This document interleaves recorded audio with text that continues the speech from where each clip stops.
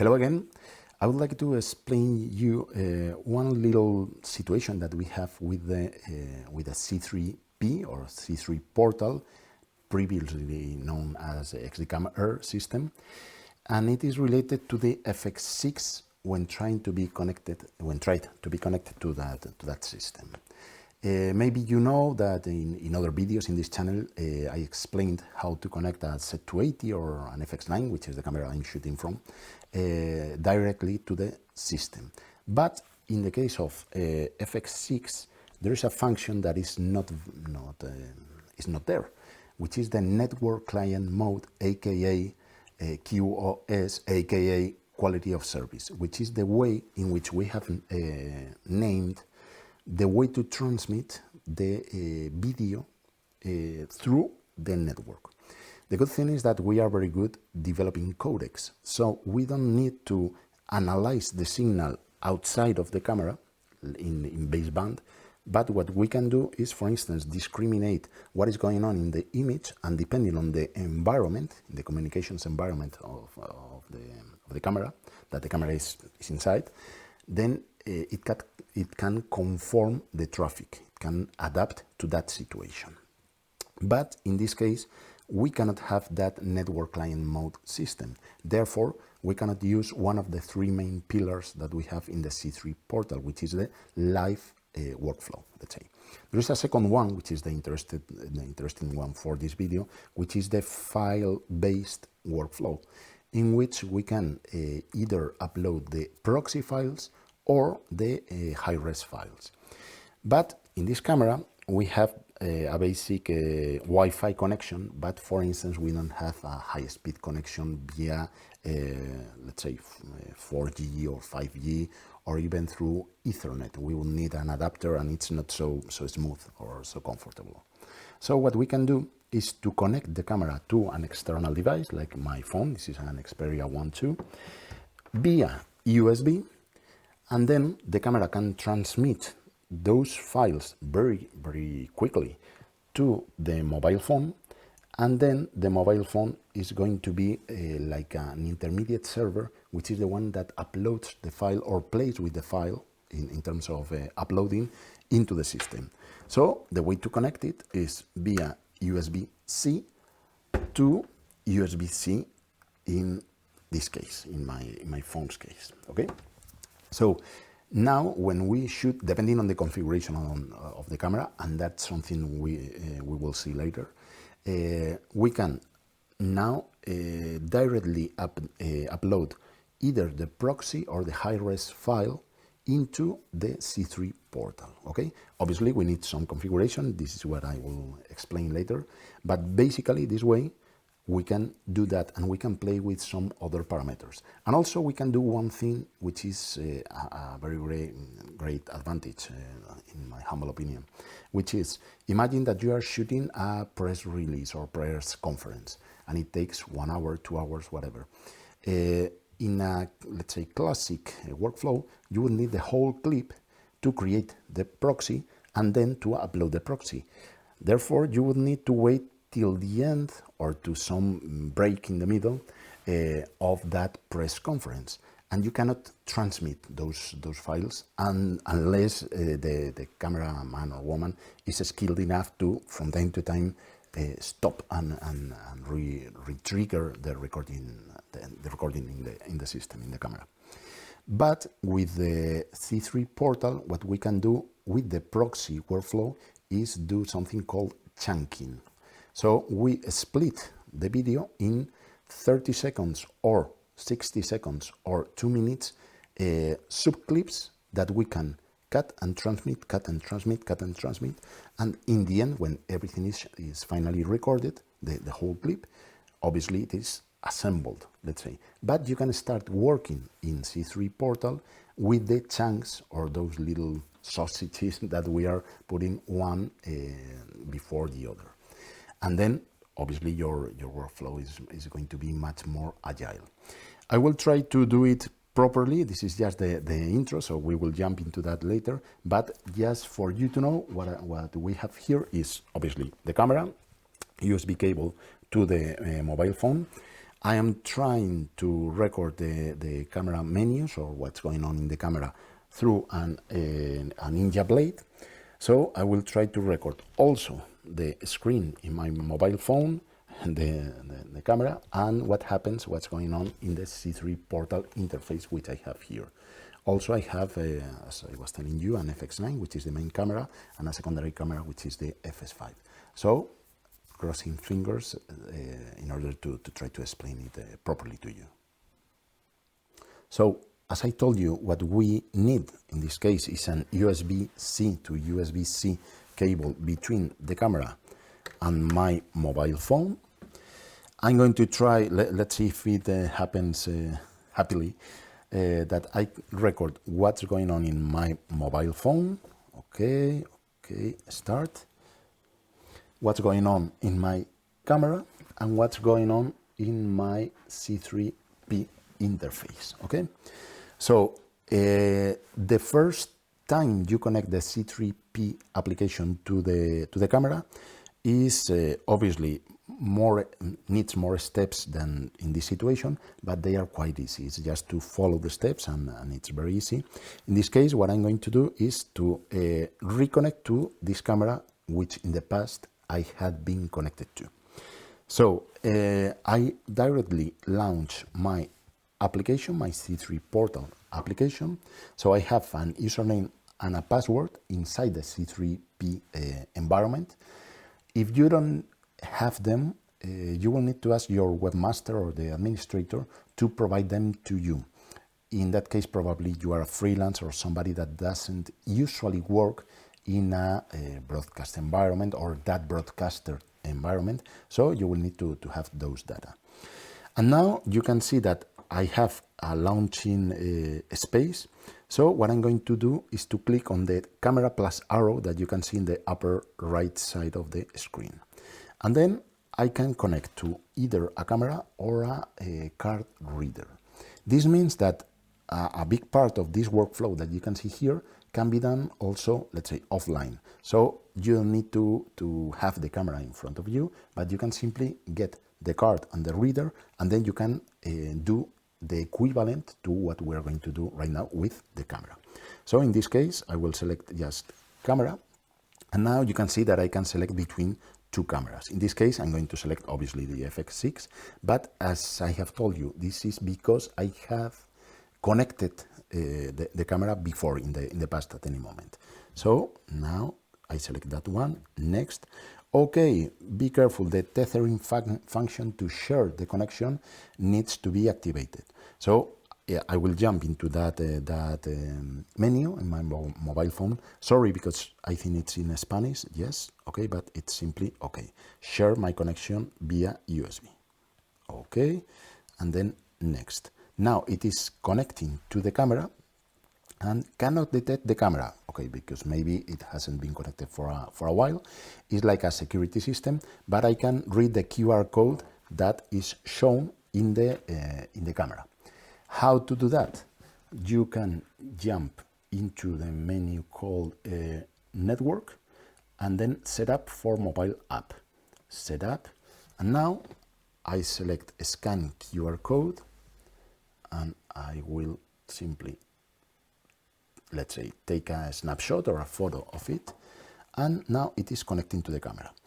This screen is very important, not only because it shows the information from the camera, because it also allows me to follow the configuration that I have in the camera, that you will see later, or to create a different one, which is, okay, do you want to apply the camera settings for the proxy transfer into the system, into the C3P, or do you want to force to activate it or deactivate it, or to do the chunking, the chunk, which is to split the recording into 30, 60 or 120 seconds, which is what I explained before. So you can, let's say, establish a different workflow from the camera or from the mobile phone. In this case, I prefer to follow the camera settings, and the same for the high-res files. But in this case, you can see that there is no chunking, because obviously that is something that cannot be done with the high-res files which, depending on the camera configuration or even on the camera itself, it can be very heavy, a very heavy workflow. Okay, so follow camera settings. Okay, so now, okay, this is the data from the camera, and now it is connected. Okay, now you can see that there is basically nothing here, but let me record a clip. What we are going to do let me explain that. What we are going to do is to record a clip, which is going to be high res in XAVC, sorry, okay, let me switch off the menu. It's going to be XAVC long GOP, 50 megabit per second at 30p, sorry, because I need that frequency to have all the system coherent for this explanation. And I'm going to record also the proxy file, logically, sgamut3 as the color gamut or the color space, and sglo3 as the gamma curve. Obviously, this is probably not the perfect configuration for a broadcaster, but for this explanation, it is very proper. Because, as I was telling you, you can even record files in a Z280, or I think that even in this one, up to 600 megabit per second. If you have a connection that is, let's say, 30 or 60 megabit per second, it means 10 times the recording time. So, for instance, for 1 minute, it will take 10 minutes to upload. So be careful with that, because if it is not well balanced, you may find some bottleneck in the workflow. Okay, so what the camera is going to do is to create the high-res file, the proxy file, transmit them very quickly to the mobile phone, and the mobile phone is going to upload them directly to the assets in the C3 portal. What are the assets? Those are the clips that have been moved from a camera or from a transmitter to the cloud. And you can see that we have transfer, the transfer tab that allows me to see what is inside every card on every camera that is connected to the system. So it's like a virtual bunch of camera readers, so that I can move files or I can trim files or whatever into my system from the camera. Or you can see the assets, which are the files, the clips that have been already uploaded either now or in the past. So let's see what will happen simultaneously in the three systems: in the camera, in the mobile phone, and finally in the C3P. So I'm going to shoot a very crappy clip like this. Okay, so the moment I press the stop button, you will see what happens in the mobile phone. Now they are in the camera. The proxy file has already been transmitted to the mobile phone. Now it is also the high-res file has been transmitted to the mobile phone. Now the proxy file has already been uploaded to the system, and the high-res file is being transmitted to the system. So let's refresh what we have in the Assets tab. And you will see that we have the file named 81 with the surname SO3, which is the surname for proxies. And you can see that it is already here, okay? It's this one. And now we have ended the transmission for the 81, which is the high-res file. And if we refresh, you will see that this essence category will pass from proxy to high-res. Well, I didn't even need to refresh. So now that file is already uploaded into my system, okay? And I can play with it, I can trim, I can do whatever I can do with the C3 portal. So as you can see, it's very fast, very smooth. So for instance, let me take a shot of my screen, and also the color checker here, whatever I want. So you can see in my mobile phone that those clips are very quickly launched to the mobile phone, and I have two versions of each clip: the native one, the high-res file, yeah, and the SO3, which stands for the proxy. So at this moment, you have seen that I have shot 3 clips, and they are all here. And now, as time passes, as I am talking, they appear also here in the assets. Okay, so let me well, they are here: 81, 82, and 83. Okay, so You can see that they appear here, and you can see the essence mark in each one of them, which is high res plus proxy. And now let's see what else we have in the application, because obviously this is the part related to the clips, but there are some other things. For instance, we have a camera browser, which is logically to see what is inside of the camera card. Not only what we have shot right now, but before that moment. So it's like a clip browser that I can filter, obviously also by proxy or by high res, and I can select the different cards, but in a slot B, obviously I don't have any card right now, okay? Also, we have an option, I would have preferred to leave it for the end, but I can explain it very quickly, which is the multi-mobile link transfer.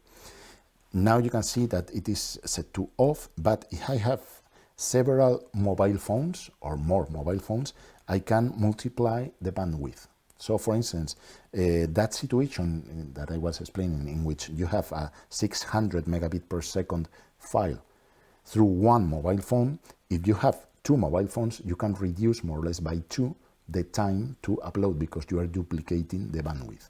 With 3, you reduce to 1/3, and etc. So you use one mobile as a master and the rest of the mobiles as slaves that will resend or use the interconnection among them over their connection via 4G, 5G, or whatever connection they have, so that they can upload the part of the file related to them to the C3 portal. Okay. Sorry for the explanation. It's a bit goofy from my side, but it's basically multiplying the bandwidth. Also, you have other options, but one important one is obviously the settings, in which you can see some different information, but there is one which is very important. Auto file upload to cloud, which is, okay, every time I have a clip, do I want to automatically upload into the C3 portal? As you can see, it was activated. So that is why every time I was receiving one file from the camera, automatically I was uploading it to the C3P. And also another one, which is or can be potentially very interesting, is the auto delete uploaded file, which means the camera transmits the file or files to the mobile phone, and the mobile phone uploads to the C3 environment. But maybe at that moment, once it is uploaded into the system, maybe I don't need it in my mobile phone, and it makes sense to delete it because it can be a very heavy file. Also, well, my account, which in this case, as you can see, is my user in the C3P, and the rest of them are, well, basically information, which is the legal agreement, blah, blah, blah. So as you can see, the application itself is quite easy, quite comprehensible, and quite useful, because that way you can delegate the connection, the uploading, into a much more powerful system, transmission system, a purely transmission system, which is this one, instead of the camera itself, which only works with Wi-Fi in this case, in the case of FX6. So I hope this information was useful for you. Maybe this video is not for everyone, as I was mentioning, because maybe you are not forced to work in this kind of environment, and maybe you just need to upload the files into an FTP, and that is something that you can do via Wi-Fi, and you don't need this infrastructure, let's say. But in case you need, and it is very likely to happen, to work in this with this workflow in the future, I hope this information is useful for you. So thank you very much for watching this or any of my other videos, and see you around. So thank you very much again.